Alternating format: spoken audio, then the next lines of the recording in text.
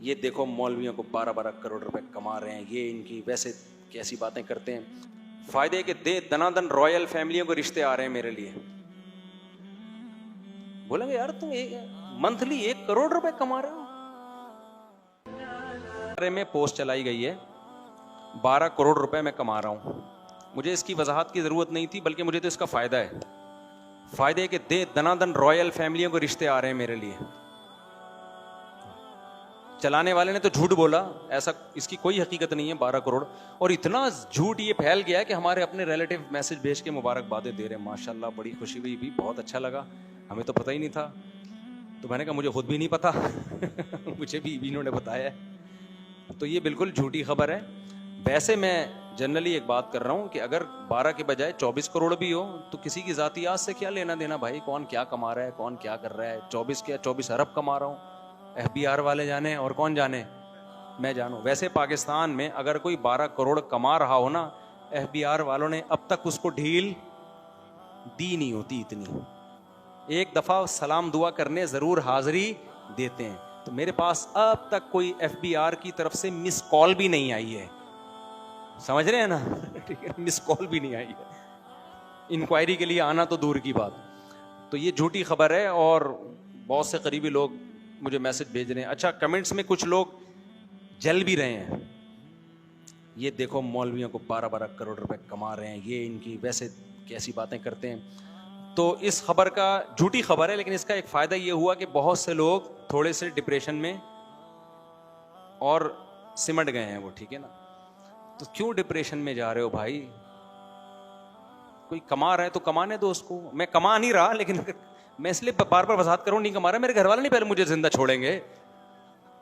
बोलेंगे यार तुम मंथली 1 करोड़ रुपए कमा रहे हो हैं भाई, तो मैं तो घर में नहीं घुस सकता भाई, क्योंकि जब 1 करोड़ अगर मंथली कमा रहा हो तो फिर सारा लाइफ स्टाइल उसकी हिसाब से हो जाएगा ना। वो तो घर वाले कहेंगे ये क्या है तारिक साहब फिर वो मुफ्ती साहब गया लफ्ज। तो ये फेक खबर है, इसके साइड इफेक्ट का खतरा है, इसलिए मैं इसकी वजाहत कर रहा हूं, क्योंकि मुझे साइड इफेक्ट का खतरा है। लोग आ जाएंगे मेरे पास पूछने के लिए, तो मिंबर पे बैठ के झूठ नहीं बोलता आदमी, तो अल्लाह की कसम नहीं कमा रहा ठीक है ना, ये झूठी खबर है। और अगर बिल फर्ज कमा भी रहा हूं तो आपको क्या जरूरत है पोस्ट चलाने की, इतना कमा रहा है, इतना कर रहा है, तो आपको क्या जरूरत है भाई फजूल किस्म की पोस्टें चलाने की, बिला वजह की लोगों को टेंशन दे रहे हो। जो मोहब्बत वाले हैं वो तो खुश हो रहे हैं, बहुत सारे हसद वाले। अच्छा, लोग नफ्सियात नहीं समझते यूट्यूबर्स की, कि उनको कोई ना कोई टॉपिक चाहिए होता है व्यूअर्स के लिए। तो अब लोग बेवकूफ, मैं व्लॉग देखता हूं ना लोगों के, सिर्फ कभी कभार तो हल्का फुल्का के सोसाइटी में हो क्या रहा है। व्लॉगर्स की अजीब दुनिया है यार। गाड़ी में बैठ रहे हैं, मैं जा रहा हूं, मैं नानी के घर जा रहा हूं। अबे तो तू नानी के जा रहा है तो हमें क्यों बता रहा है तू नानी के जा रहा है।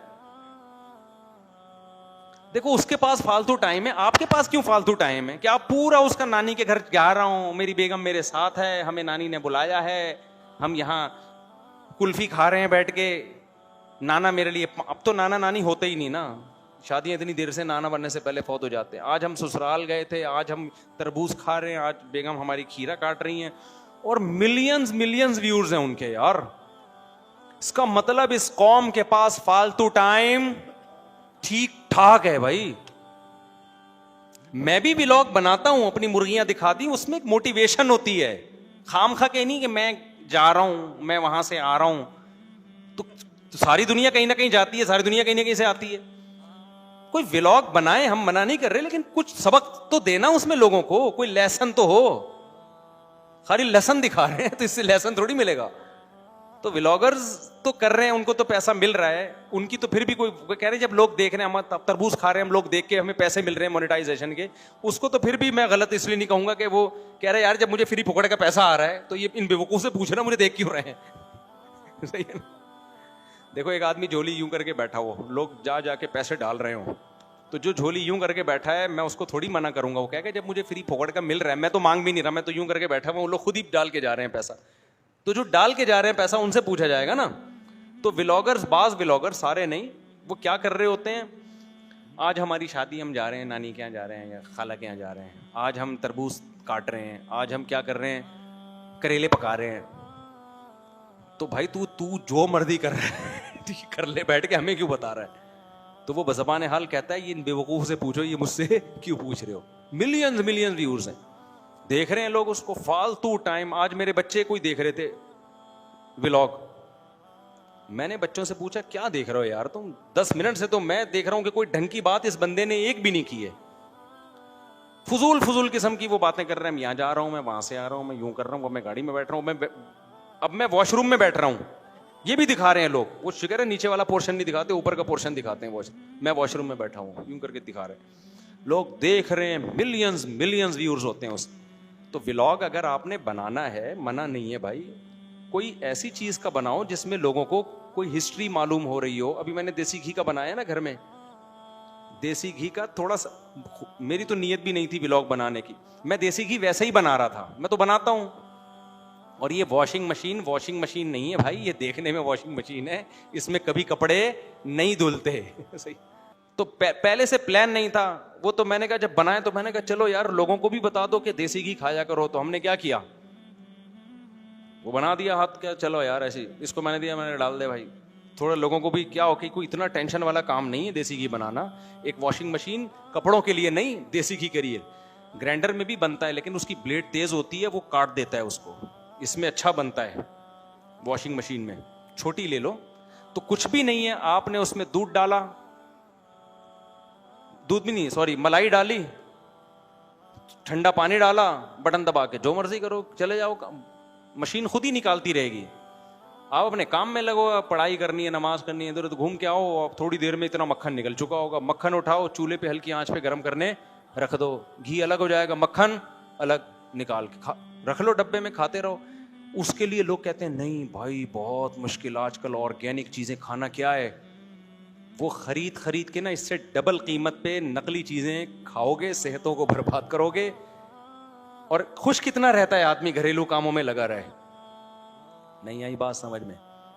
इन कामों में लगने से ना मेंटली आदमी बहुत खुश होता है, और इन चीजों में लगना खुश होने की भी अलामत होती है। जो खुश नहीं होता ये काम करता भी नहीं है, और जो इस तरह के काम करता नहीं वो खुश रहता भी नहीं है। वो हर वक्त नाक पे मक्खी बिठा के रखेगा कि मैं घी क्यों निकालूं, मेरी पर्सनैलिटी, आई एम मुफ्ती ठीक है ना, समझ रहे हो।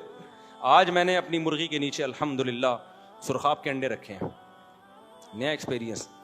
मैं तो 20 व्लॉग बना सकता हूं इस तरह के, लेकिन खुद सोच रहा होता हूं, मुझे तकलीफ हो रही होती है ना यार, अंडे रखो निकलो यहां से। लेकिन ये इन व्लॉगों का तो फायदा भी है ना, लोगों को मुर्गियां पालने की तरगीब होगी और गाय पालने की तरगीब होगी। तो ये तो यूरोप में तो इस पे गवर्नमेंट की तरफ से, मैं वहाँ गया उधर नॉर्वे में हमें बताया कि यहाँ गाय पालना बड़ा मुश्किल है मुफ्ती साहब। मैंने कहा क्यों? कहते हैं यहाँ आप गाय पालो ना, मर जाएगी तो आपको गवर्नमेंट को हिसाब देना पड़ेगा मरी क्यों। ठीक है ना, हालांकि इतना अरबपति मुल्क है, लेकिन जानवर पालने की इतनी तरगीब है उन कंट्रीज में कि जानवर पालो भी और उसकी हिफाजत भी आपके जिम्मे, गवर्नमेंट आपको सपोर्ट करती है।